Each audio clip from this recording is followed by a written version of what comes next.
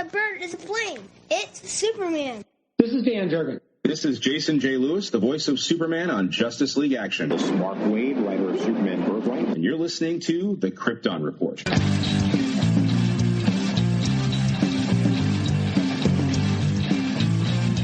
The Krypton Report podcast is dedicated to all things Superman, Supergirl, and the planet Krypton. We discuss movies, TV, game, comics, and all things DC.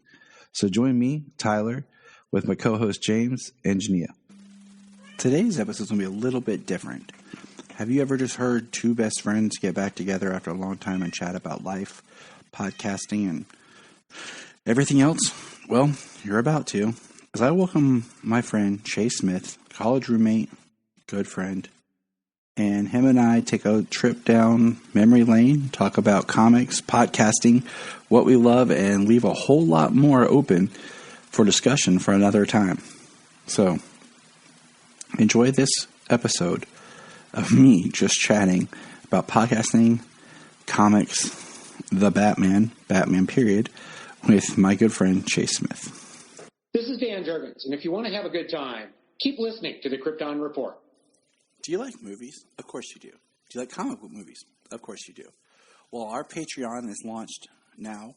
It's $1 a month. That's all we ask. $1 a month to hear great content. And right now, one of the biggest things we're doing on our Patreon is movie commentaries. I am a movie person, and I love to talk about movies. So what we're doing is at least 2 movie commentaries a month. You'll hear the wonderful voice of my wife, Jania, more often, and other special shows. Check out our Patreon at kryptonreport.com/Patreon. And all we ask is, hey, $1, it helps us keep the show on. We're not looking to get rich. We just help with the cost of doing this, and it helps a friend out. You loan a friend $1, you probably have $1 lying around the house and change. So check out patreon.com/KryptonReport. Sign up for the $1 a month and send us a message. You can be on the podcast. We can talk about something, anything you want to talk about. You can join us for a movie commentary if you want. So check it out. All right. Welcome to the Krypton Report. It's your host, Tyler, and this week I'm continuing my Meet the series with a good friend of mine, a fellow podcaster, Mr. Chase Smith. Welcome, Chase. JTP, what's up, my man? Oh, just chilling in the new room here and recording some podcasting. Now, Chase and I, we go back. We went to college together, used to play some music together. Chase, this man right here, was the one who gave me let me borrow, and I read The Long Halloween for the first time. Yeah. And Dark Victory. Yeah. I think you let our friend Devin borrow it, and then he gave it to me, and then you gave me like both books, and I plowed through those books. Dude, it made its rounds among the guys' dorms.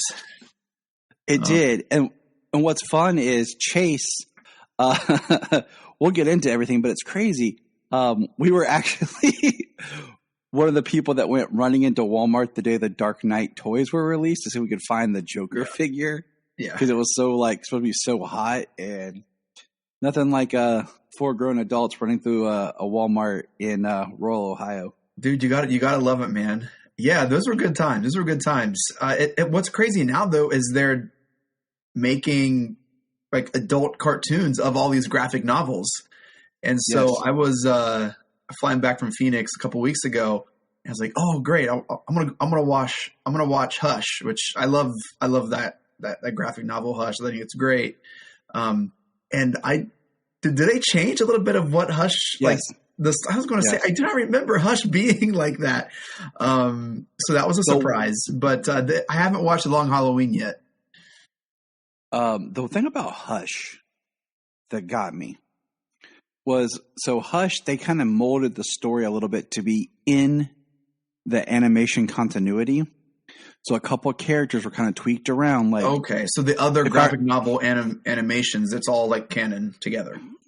So the Hush one was, because there's like a whole canon of animated films, and they put Hush in there. Like in the film, there's Bane in place of Killer Croc. Yeah. Yeah. And there's a couple other things that were a little different. So Thomas Elliott is a fantastic character. Like I love what they did with him. I love what he brings to the Batman universe. And I just think there's so much you can do with that. And actually, Tyler, we have a in development screenplay that we've had for like 10 years that focuses around Thomas Elliot a little bit, kind of like a story called Batman Legacy, which is a lot of fun. But we'll do a whole podcast where we'll just pitch our script because we actually had a really great idea. It was great. It was with him and Hugo Strange, and it was all this awesome stuff. Anyway, but then in the cartoon, not to spoil anything, but it's just like Thomas Elliot was just like a blip, and then he was done, and I was like, well, he's coming back, and he never did. I was like, I know. What the heck? My problem with Hush was like you said, Thomas Elliot added some layers to Bruce's past. Yeah. And about, just growing up and Bruce actually being bullied as a child.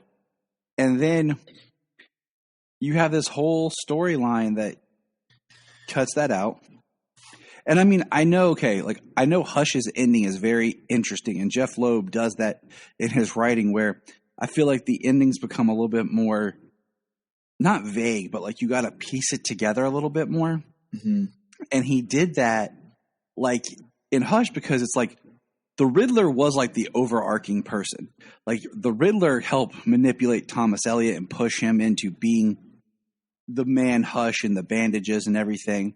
Which what a cool visual like for a villain. I mean, especially in comic, it was so cool.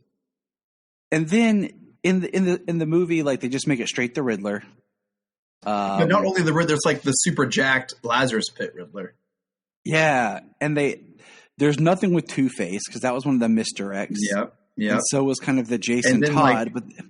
Riddler's cane also went through the Lazarus Pit, and it's like the super like powerful. It was just like I didn't enjoy that what they did because Hush is so great, and I mean I like the part. I mean I always like the part at the end where they find out like Batman has the implant and he has to have Superman use his heat vision to burn it out of him. Mm-hmm. You have that great visual of Batman's hand kind of shaking while Superman's, laser focused in. Hey, before I know this is DC stuff, I just watched Eternals the other night and they mentioned Batman and Superman in an MCU movie. I saw the clip. Like I saw the clip. And what's funny is, so Solomon and I are going to see Eternals tomorrow. Okay. We were supposed to go Sunday, but it was Jania's like only day off, and she just wanted to chill at home. So, But I saw the clip where they mentioned Superman, and what's funny is if you watch, it might be in both versions of Justice League, but when the Flash is fighting Superman and he goes against the memorial for Metropolis, his head goes back, and the name behind his head is Ben Parker. Oh wow! So they're always shouting each other out. Hey, also there's like a sex scene. Like in the movie, so I don't know. Yeah, I heard that, and my friend's supposed to like get some popcorn, use the bathroom right when. Hey, Solomon, what's that over there? Whoa, what? It lingers like I don't know if they've ever done that. I don't know. They have it. It was weird. It was one of those when things they start I read where it's like declaring their love for each other, and they're like, oh, they're going to like love each other. Well, they like literally love each other. Like they make love to each other. And this is the edgy MCU. I guess, man. They're trying to be hardcore now. No longer the empire they built on being a comic book family brand. Yeah. They're like, well, now we're edgy. It's just funny. But yeah, also, man. do you remember Spider-Man with Tobey Maguire? Aunt May's like, you do too much, Peter. You're not Superman, Yeah. So, yeah. Good stuff. And the other thing I was going to tell you is Batman and comics with you, Ty, man. It's been too long. It has been. I think the last time we chatted a little bit about comics was on your podcast. We talked about Falcon and Winter Soldier. We did. You were with Damon. That was so yeah, I do have a podcast. I also have a podcast network, which maybe we can talk about later. But yeah, you've been on it a couple times, I think, because we talk Star Wars. I know I had the creator of Batman on Film, which is was a prominent Batman rumor news website, like during the Nolan. Bill? Yeah, man. Had him on once or twice. I don't remember. I've talked to him before, like emails and online and stuff. I knew that like recently during the whole after BVS, he kind of like took a very back seat in the podcast and everything. And I'm it's kind of, you're starting to hear him contribute again more as he builds up towards the Batman. And Chase and I were always big, Dark Knight Nolan film buddies. When I came down to visit him in North Carolina, when I moved down there later, we watched The Dark Knight, of course. Of course. When we roommated together, I was working at Blockbuster. Now, for those who don't know, Blockbuster was a video store. You could rent movies back in the day. And we got like The Dark Knight a month early. So from like, I think late October to like its release. And then like, I feel like from October to like the end of December, that movie was constantly on in the house between the 4 roommates and the people that visited. 5. Like it was always playing some. Yeah. I don't know if we count the basement dweller. So that's a memory. And then we also, I don't know if it was you or one of our other friends from college who worked at Blockbuster, but we got the bootlegged Origins X-Men movie unfinished. And it was me. That was you. We all watched that. I mean, because we were like, should we go see this? Nah. No, and it didn't help an already movie that needed a lot of help. And it kind of was like, eesh. Oh, good times. But what's funny is, so we met after Batman Begins, and then by the time The Dark Knight Rises, I think you had moved to North Carolina. Yeah, it started. Or about to. Yeah, so I'm in full-time ministry, and after college, I was at a church in North Carolina. I was still a student pastor and worship leader. But yeah, I know my wife and I, because Rises came out, 12. and that's when like that shooting happened. And yeah. So we were in Charlotte at an IMAX theater, and I got an alert on my phone. I remember exactly where we were. That was awful. Kind of put a damper on the night, but what was crazy was Janine and I saw it at a midnight showing, and I didn't know anything about that shooting until the next day. Yeah. So like it was all like, we actually had our moment of celebration towards it. But yeah, we all that to say, we never got to experience one of the movies together. Right. And that's a shame, people. Did you like Rises? When I first saw it, I did. I watched it about a year ago, and we're going to watch it for the podcast in January and do a commentary on it. There are things I like about it. It gets a really bad rap. Well, I mean, okay, here's a question then. Is there any trilogy that the third film is good or great? Indiana Jones.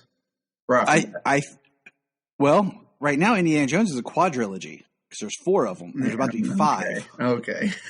You know what I'm saying? And Star Wars is weird because it's 3 separate trilogies and spin-offs. But like, if you look at, I mean, it kind of depends on how you define the film, But if you were looking at Indiana Jones, the third one is the best. But the fourth one, I don't know if it's the best. I think it's really good.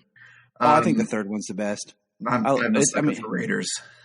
But okay, yeah. So Rises, man, I think it gets a really bad rap. I think I think one of the bigger scale movies like that Nolan does in the Batman. I mean, it's bigger scale than Begins, bigger scale than Dark Knight. Yeah. And I think it encompasses like the longest amount of time. I mean, Begins, Origins notwithstanding, like Begins is almost 2 separate movies. You have him as a kid going to be a Batman. Then you have his like, oh, he's Batman now. And so I think like what it's trying to do, I don't know how he could have done it any better for the story he wanted to tell. Like he knew out of the gate that I want to tell this story and this is how I'm going to do it. And I would be interested to know if he had planned on having Joker anywhere in the third one.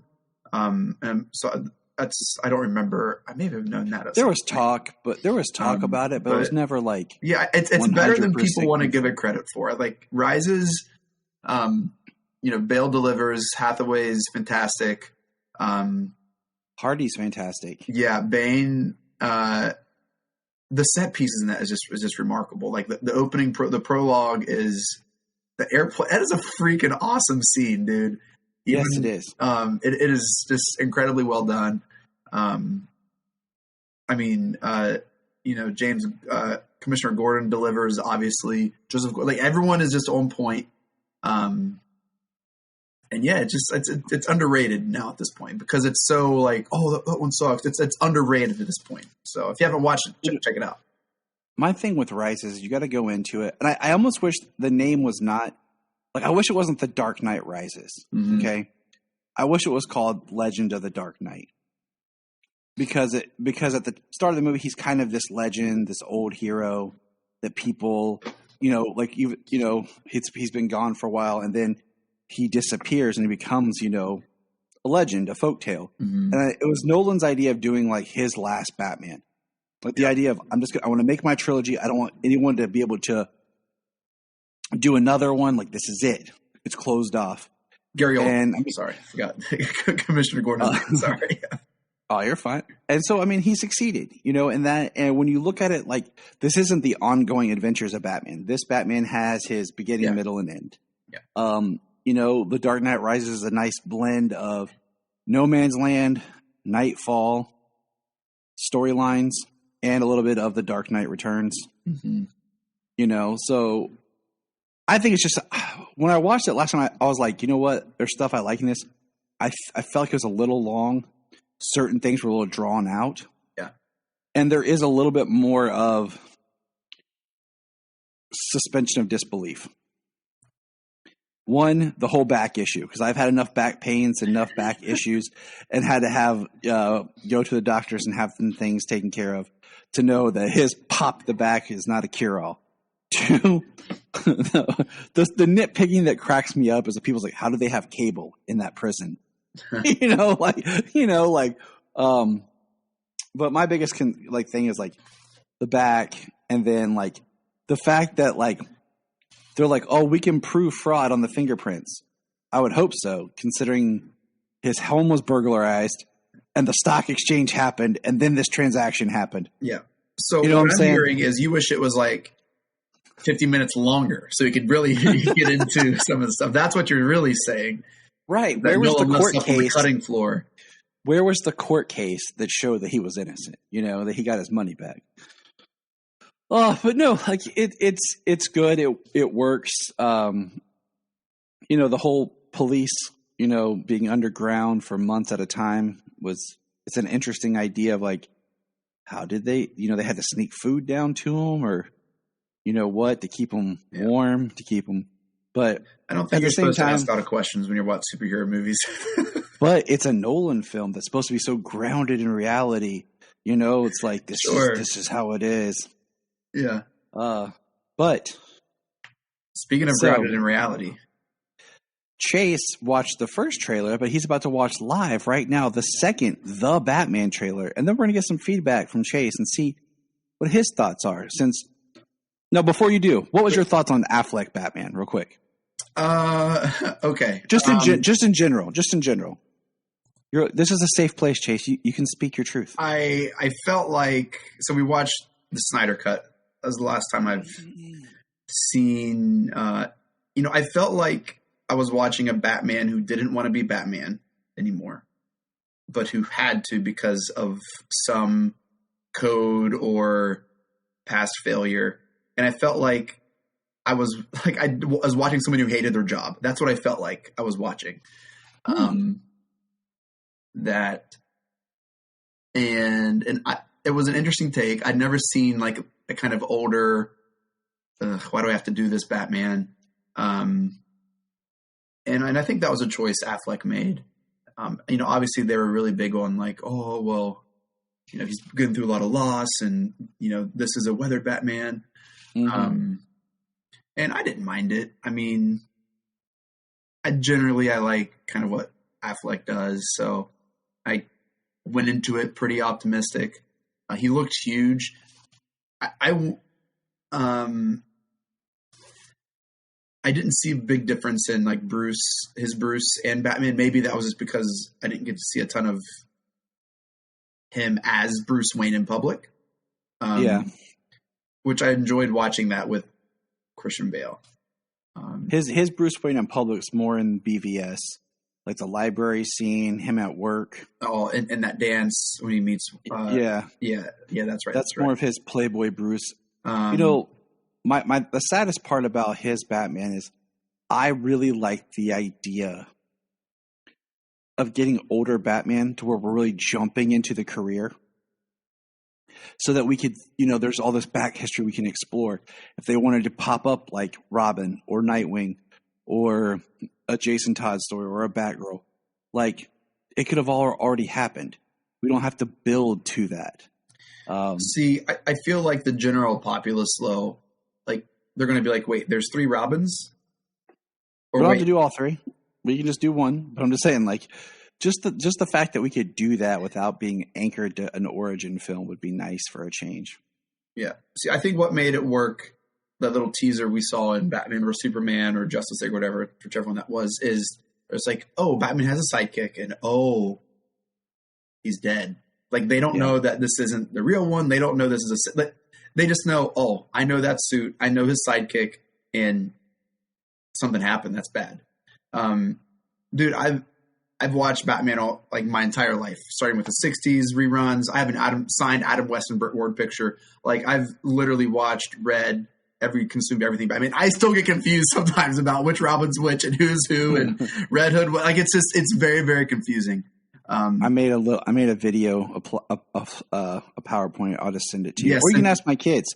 They'll flat out tell you. They'll tell you like, well, send me that PowerPoint. They straight out called Grandma out like that's Jason Todd. Oh my gosh. And that's Tim Drake. And I would look at my kids like, I'm so proud. Well, yes, send me that PowerPoint. I mean, so like, I think, yes, jumping into that, but I think this is kind of what Marvel's getting into is at some point you just like where's the threshold of like what the audience can retain and what they're willing to go there with. So yeah, I don't mind not being like, whoa, why is this Robin? Why is that Rob? Like, I don't know. I think it can be a lot. But also, I don't know. Go for it. The thing is like we had the grounded Batman. Then we had like the Batman who is part of like the Justice League and the other DC world. And now we're swinging back to a grounded Batman. So Chase, go ahead and press play. Let's do it. So we did there.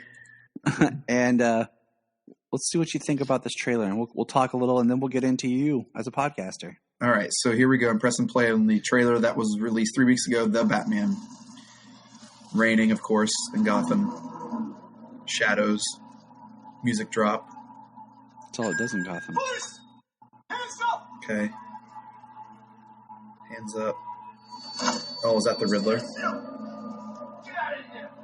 It looked like the guy's playing the Riddler. Yes.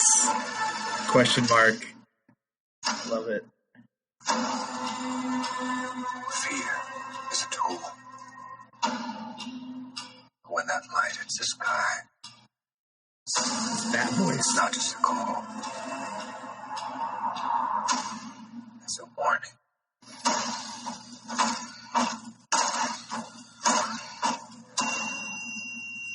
Oh. Okay. Shocked someone? I've been trying to reach you. Turn the gun! Oh. This is about a game. And prisoners to match. Okay. I can take care of myself. Selena Kyle. If this continues, it won't be long before you've nothing less. Ooh. Scarred I don't Alfred? care what happens to me. It's Oh. only gonna get worse for you. Okay. Oh, take it easy, sweetheart. Amazing, Colin They Farrell. say, ain't you? Maybe we're not so different. Who are you under there? All right. More dummies shooting for his. Vengeance. Okay. Batmobile.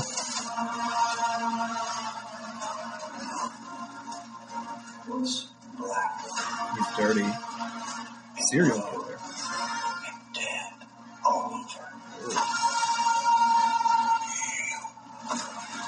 Yo. Take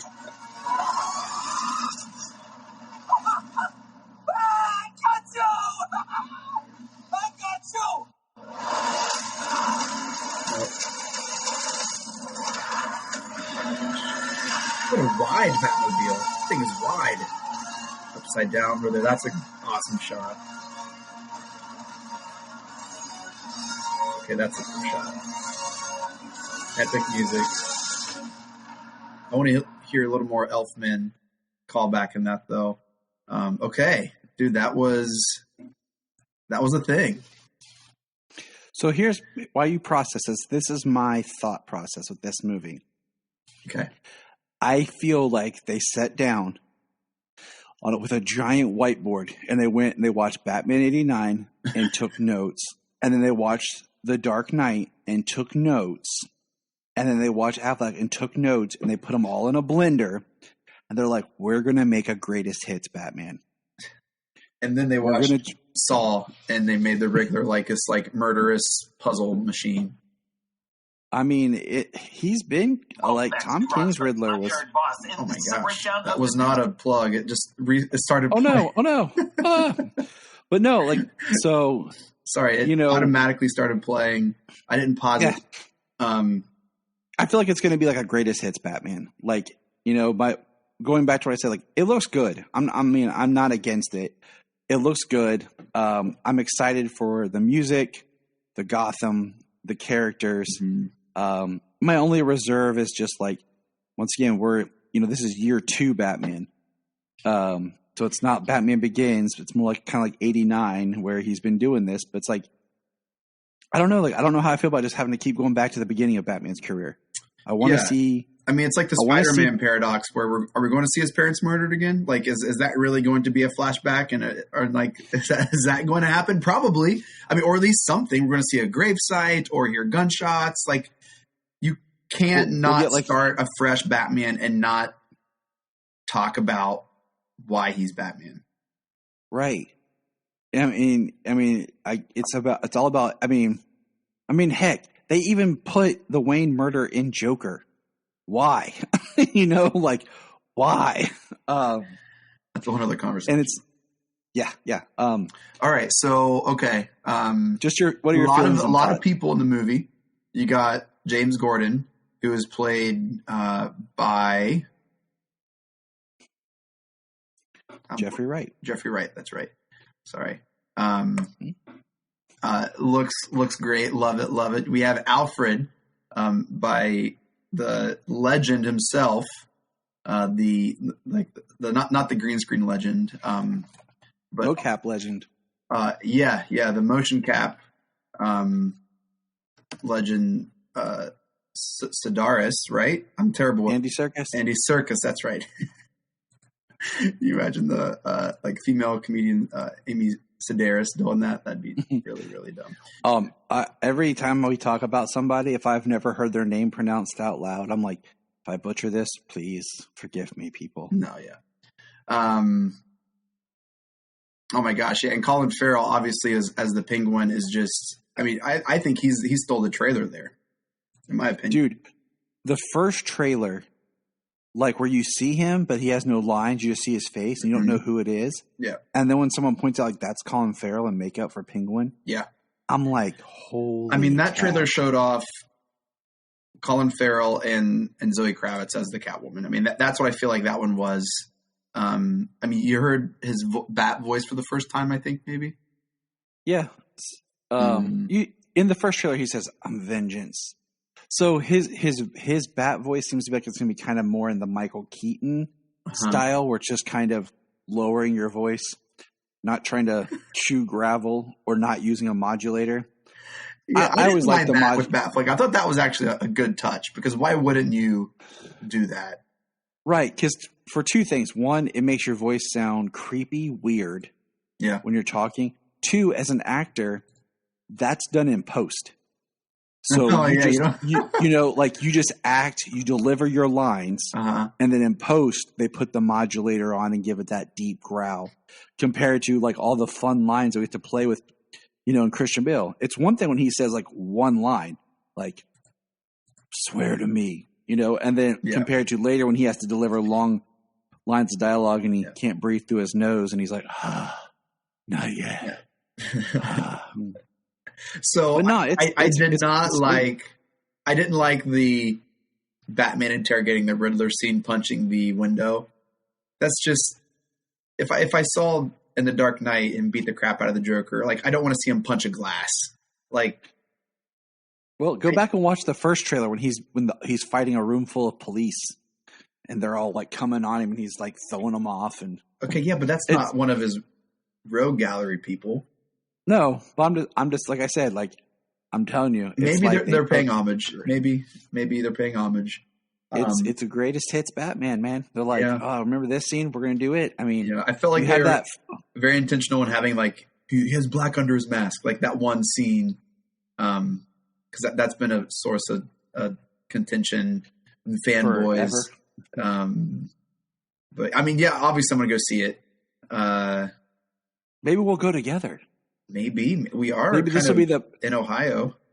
We are within like 20 minutes of each other. 20 to 30 minutes. Yeah. I like a young Alfred. I'm going to like this younger kind of spry Alfred. I love Alfred's origins. Who's like the Green Beret, kind of like all this, like his, like, dude, Alfred's pretty hardcore.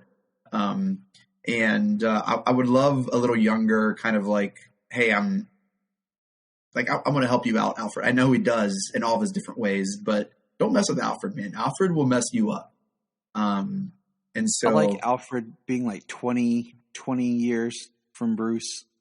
Kind of thing. Like, you know, or, dude, why can't they grow up together? It's not like the Pennyworths like just got the job. Like, why can't that just make a family thing? And Bruce had Alfred as a friend growing up. I mean, where is it? In the comics, I'm trying to remember whose run it was maybe it was Scott Snyder's. I can't remember.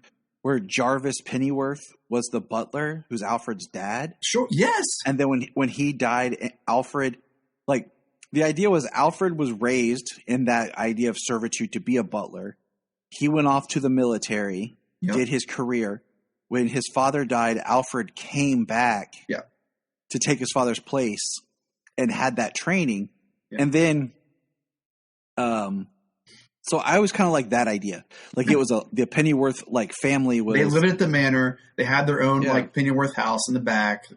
But Bruce and Alfred knew each other. They were friends. They played. They played good guys, bad guys, or whatever whatever you wanted to do. Like I can see all the panels now. I can see our Batman legacy taking shape. Yeah. I was about to say if we did that, like you can compress the age to maybe like 10-year gap, like so that Alfred's a little bit older. But why do they have to be older? But why? I don't know, because I don't know. I'll roll with it because I like the idea of Alfred being someone he looks up to, like that's a little bit more of a father figure. But like it's kind of like that whole Obi-Wan Anakin thing. Yeah. Like, but I just I've always said like Obi-Wan looked at Qui-Gon as like a master, like a mentor, father-esque figure. Yeah. But Obi-Wan looked at Anakin as a brother. And that was the difference between their mentor-mentee relationship. Yeah. Is they had more of a brother relationship than the mentor-mentee. And then Anakin looked at Obi-Wan like almost like a father figure because Anakin was always trying to replace his absentee father. That's right. We're going to go down to Star Wars. Chase Smith, I'm just going to say this, has the most BA idea for a Star Wars battle. And I'm not going to say it on the podcast because I don't want no one to steal it. If anyone's going to steal the idea, I'm going to steal it. Well, now I'm on and give him credit. You and I were talking about I think it was after Last Jedi. We were talking about like what could be an awesome lightsaber battle. Bro, I'm drawing a blank, man. Just get it out there, man. Just get it out there. No, I don't want everyone to know. It's that good? Oh my gosh. Yeah. If I can spell. Dude, I completely forgot. I did have a story I was working on about this was in 2009. I had this idea of Yoda's race, Yoda and his brother finding the Force in some cave. And I had this whole outline written out where Yoda and his brother they work with the Force, and this was thousands and thousands of years ago or whatever. And obviously his it became like a Cain and Abel thing. Yoda ended up killing his brother. Ooh. And Yoda was the cause of the dark side of the Force. And that's it was this really, really cool thing. And then Baby Groot came, which was cool. I like this. But yeah, it was a really cool, like, kind of Force origin thing, and how Yoda carries around all this guilt, and everything comes from essentially him. I didn't know anything about new canon. It was just, let's explore Yoda a little bit. Yeah, dude, I totally think that's a great idea, especially because Yoda's always been painted such like a benevolent being. Yeah. What happened if he didn't start that way? He started out kind of on the bad side and had to earn his benevolence. Something like that. Well, dude, I can't wait to hear my awesome idea about a lightsaber battle. I just sent it to you in the chat. Oh, I forget. Okay, I see that. That sounds cool. I don't remember what that was about, and I'm so sorry, Tyler. Oh, it's okay. All you need to know is that, and we'll leave it there. Okay. And anyone who's interested can message us, and we won't tell you what it is. That has never been done. Nope. And not in that fashion. There's been like, can I just say it? You don't want me to. Fine. It's your podcast. I won't. No, I don't care. I don't think there's... Because our idea, okay, we'll throw it out there, was a Mexican standoff.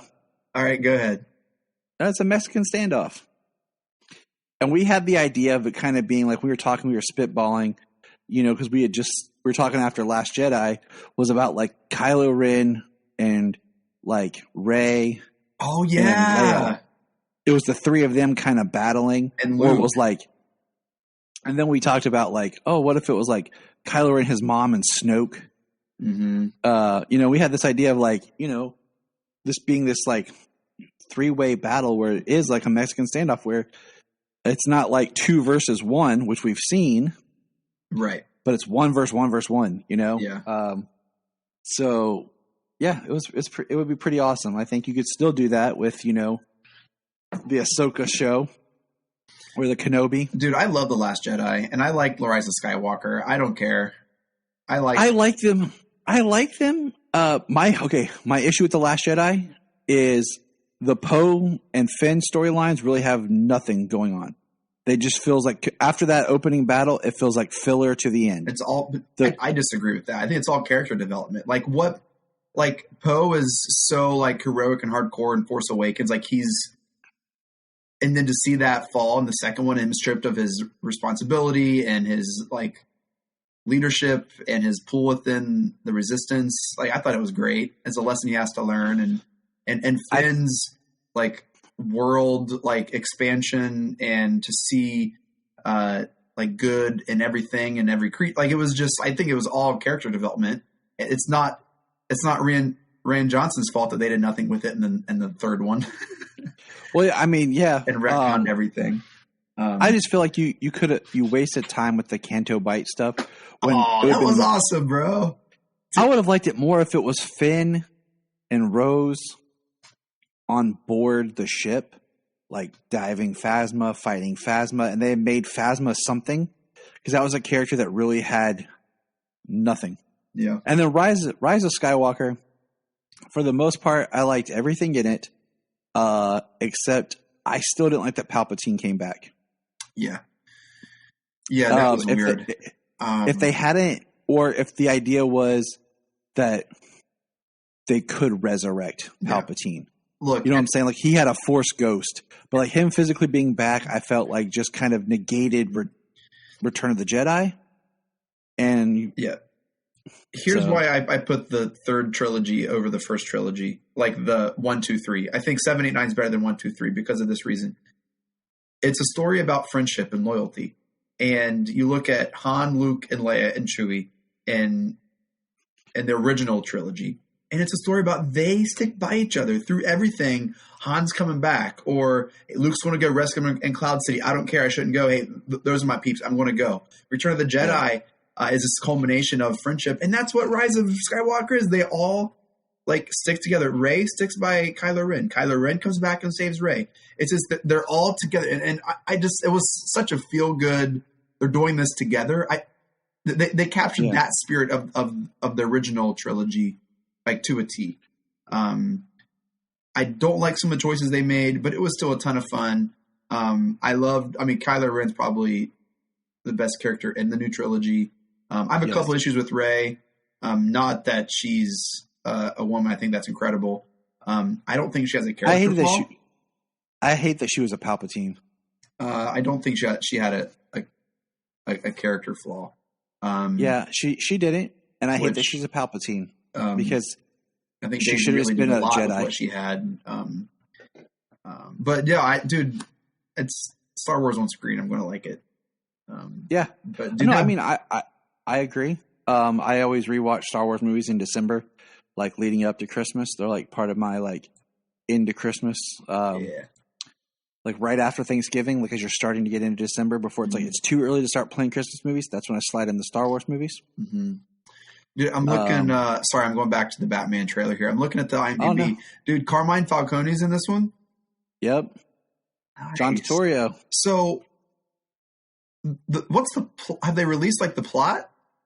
Nope, not really.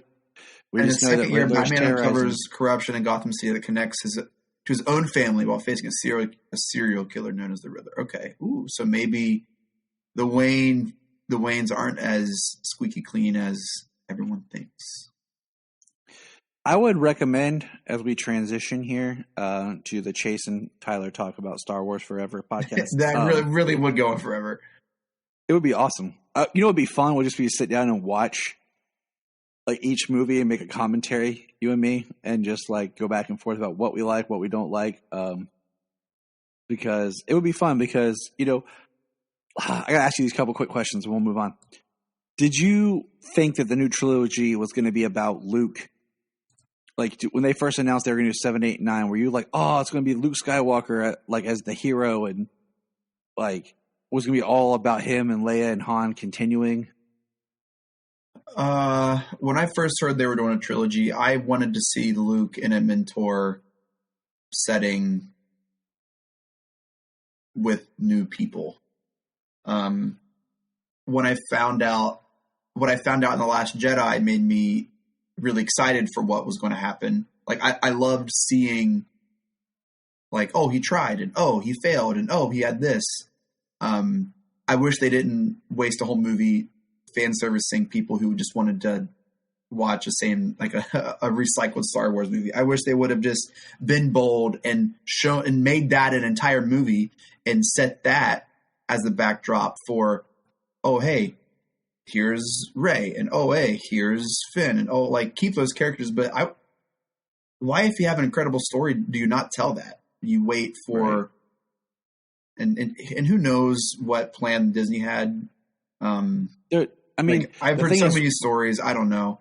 But yeah, I mean, I think people, when you hear, oh, they're making 7, 8, 9, and I think one question was where the evil going to come from? Like they win. Like, yeah. So where's that going to come from? And what happens to Luke, Han, and Leia? You know, my thought is like, every movie's generational. So the first is about Anakin. And then the second's about his kids. So the next trilogy would be about his kids' kids. You know, it's like the Skywalker family. That's the saga. Yeah. You know, it started with Anakin, and it ended with Ben Solo, who was the last of the Skywalker bloodline. So, you know, in the saga, the Skywalkers are done. Yeah. You know, their bloodline has, and, you know, I think there's a lot more they could have done with the idea of what the Skywalker bloodline meant to the Force. That's where I feel like they messed up with Rey being a Palpatine and should just made her. She should have been like the new chosen one. She should have been created by the Force. Yeah. Just, but I don't know. I just never thought they would continue with Luke, Han, and Leia because I feel like their stories were told, like for the saga. That it would be the next generation's story to be told. Well, I mean, dude, obviously, like Han and Leia's kids is a story. But there's like other books with like incredible stories. Luke. I think there were stories there. It's just a matter of like they wanted to go in a different direction. I wish they would have killed Chewbacca in Rise. I thought like I was so pumped when that ship was destroyed. Like that was incredible. And then to pull the rug out from everyone and say, "Oh, psych, it was another ship." Like that was a poor decision that I did not appreciate. You know, I mean, the first movie is like Han dies. The second movie is Luke's, he dies. The third movie is Leia's, and she dies. But it is what it is. I mean, we knew that there was supposedly a script for 8 and 9. And then when they hired Rian Johnson, they just tossed him out and let him write his own 8. So whatever. I mean, it is what it is. And, you don't like The Last Jedi, do you? Oh, I don't mind it at all. Okay. Because I love the Kylo Ren, Rey, and Snoke stuff. I love that part. I love that Luke was a failure. I did not expect him to do jack crap. I liked the idea that Luke was in hiding, that he had failed because he never really succeeded in the first place. He didn't stop the Emperor. The only thing that stopped the Emperor was his father's love for him that turned his father. And not going to the dark side. That was his victory. That was his victory. That was his only victory. It was Anakin Skywalker who the Death Star. And we're talking about the Jedi way. I'm not talking about the first movie, okay? Yes, he destroyed the Death Star. But I'm talking about like his Jedi training path. Like, he didn't destroy the Emperor. He didn't stop. Okay, here's his victories. He didn't kill his dad, which is what the Emperor wanted, and he didn't turn to the dark side. And because of that, the Emperor was defeated, and Darth Vader came back to the light and threw Emperor over the ledge into a pit of electricity, and then it exploded, and then he survived. So, okay, here's my question to you: who defeated Darth Vader? Luke. No, Anakin Skywalker. Yeah, that sounds like a Tyler answer, dude. Luke defeated Darth Vader. No, Luke took Vader down, but then Vader was officially destroyed when Anakin Skywalker's love for his son overtook him. And he turned back to the light. Because remember, he ceased to be Anakin Skywalker and became Darth Vader. Mm-hmm. So in reverse, in Return of the Jedi, he ceased to be Darth Vader and returned to be Anakin Skywalker. And then he died. Yeah. All right, so that's our Star Wars segment. But Chase, come on, man. Let's talk a little bit about you. Like, you have your own podcasting network. Tell us a little bit. Because, Chase, you started actually podcasting before I even started podcasting. Because you did the Dog Talk podcast, and we did a whole movie episode. Dude, man. So I've been involved in podcasting since 2006. I was at Marshall and just automatically loved them.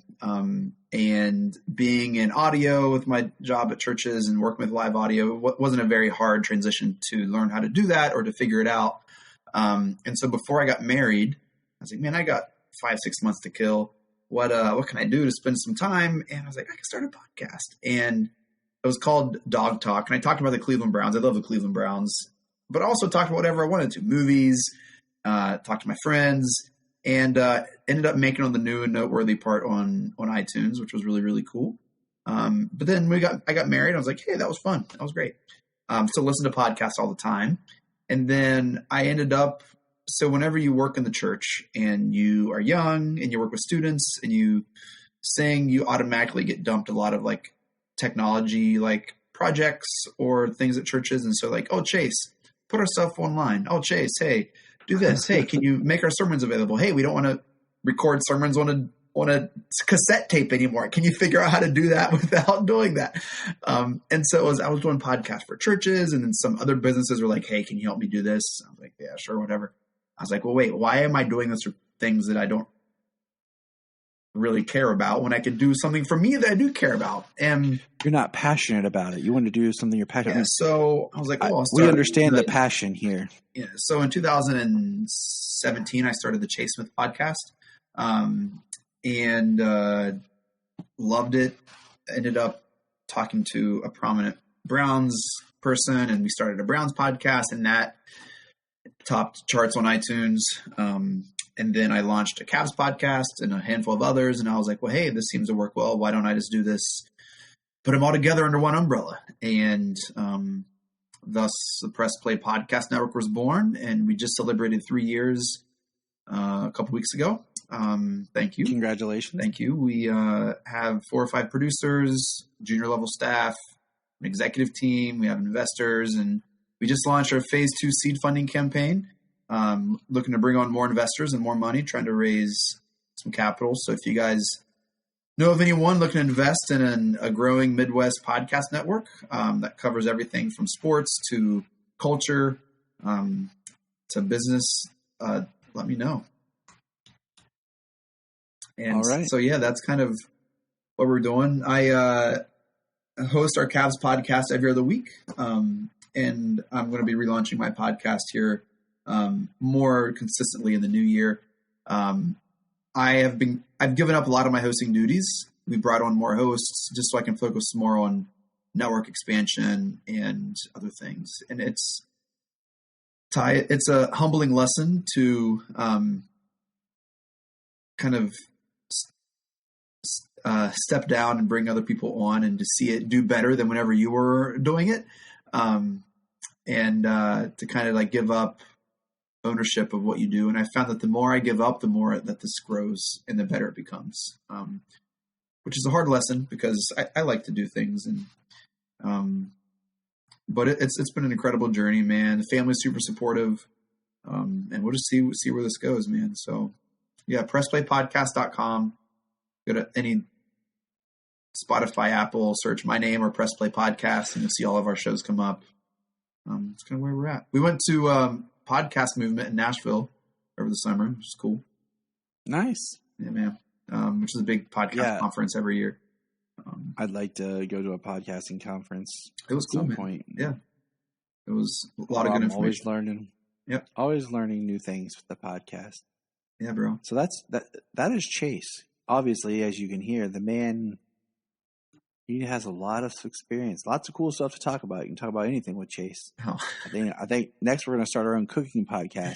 Hey, man. It's going to be called it'll be called Don't Throw Burnt Microwavable Popcorn in the freezer. Correct. Don't do that. Because it'll make the ice taste like burnt popcorn. We learned that the hard way too. That's my bad. Ty has never let me forget that. Because it was hilarious. Because it was hilarious.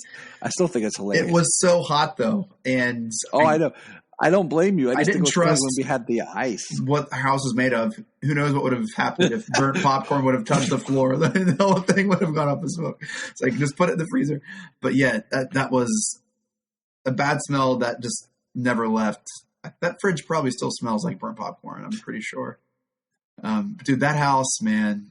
So we were seniors in college, and there were 5 of us. My room wasn't even a room. It was like a dining room. We put up a thick cloth. I put like a wardrobe in front of like the entryway door. And that's where I slept. We had this huge William Shakespeare, like wooden, like cloth. I don't even know what it was over on our mantle. Tapestry. It really was a tapestry. Yeah. Ty lived upstairs. You had 2 rooms. You had like your own like entertainment room and then your bedroom / band practice room. It doubled as that. But hold on. For everyone who's thinking, oh, that's cool. The front room was about the size of a jail cell. Yes. The roof was slanted. Yeah. And then when you went into like the sleeping area, it was long. It was an attic with slanted roofs like this. And I was the tallest one there. You really were. So I had to watch my head. We ended up putting someone in your entertainment room who slept there. We had someone who was in our primary bedroom. The house had 1 bathroom, mind you. A very small small bathroom. Someone in the biggest room in the house was the smallest guy in the house. And he had like 2 closets as well, which I didn't have a closet either. That's a whole other conversation. We had someone living in our sunroom. Yes. Who also didn't have a closet. But he had one of those portable You walk closets. From the jail cell living room to our kitchen. My closet was the pantry. Yeah. And down from the kitchen was the sunroom that led out to the backyard. Someone's like lived there. They had this. Well, no, they didn't live there. They slept there. They slept there because he was about to get married, and he just needed somewhere to sleep at night. So he would come. He was the best roommate ever. He really was. You never knew he was there. Yep. He always paid his part of the bills. Yep. That's where the laundry was as well. But then downstairs was the biggest room in the house, but that's where our basement dweller lived. And he like erected walls. Like he was pretty much just like playing real world Minecraft downstairs. He put in a sink. And- We could do a whole podcast on him. Oh man, we found just like jars of piss down there. Because whenever he moved out, he didn't take anything. He was just like, I have what I need, whatever's down there, I'm just going to forget. And it was a wreck. But hey, we had 5 guys in there. It was good. It's good stuff. It was fun. Good times. Never again, but good times. Yeah, never again. I have kids now. I have my own house. Okay, I have my Superman room. I can't. Dude, you Hey, do, look, there's man. one of my kids who's supposed to be in bed because they have school in the morning. But you know, he's Well, up. Babe, what's up, my bro? friend Chase. You need to lay down. Go to bed. Solomon, you have school in the morning. If you want to go to the movies tomorrow, I mean, if we weren't podcasting, if I was just, breeding, they'd be asleep. But no, because we're on a podcast, they're like. Has he ever been on a podcast and recorded something with you? Oh, yeah. The intro is his voice. Selah has the outro, and then we do little segments together. I'll have them comment on stuff, and it's all good fun. Cool. Well, dude, this was all good fun, man. Always a pleasure talking to you, my man. Oh, yeah. That's why I told Janelle, I was like, I'm doing a podcast tonight. She's like, oh. It's like, yeah, I'm just talking with Chase Smith. She's like, oh, sweet. Yeah, Junior's awesome. Dude, you're awesome. I love you guys, man. We're a wonderful family, and let's definitely go watch Batman together. Let's do it. Yeah, I'm serious because I want to see it before Solomon does because, he wants to see it. He's watched all the Nolan films with me. Wow. He gets a little bored at times, but he's watched them all, and he's really hyped on the trailer for this. So I want to see it before I take him. So me and you go and catch it. And then, all right, buddy. Let's do it. Where can people find you online?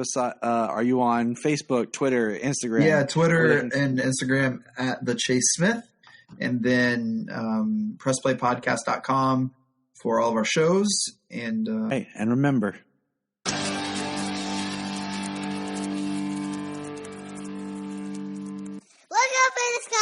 The Krypton Report is a Tears production. We thank you for listening and enjoying, and please support us on our Patreon account, our TeePublic store, and check out our social media. Always remember to look up in the sky.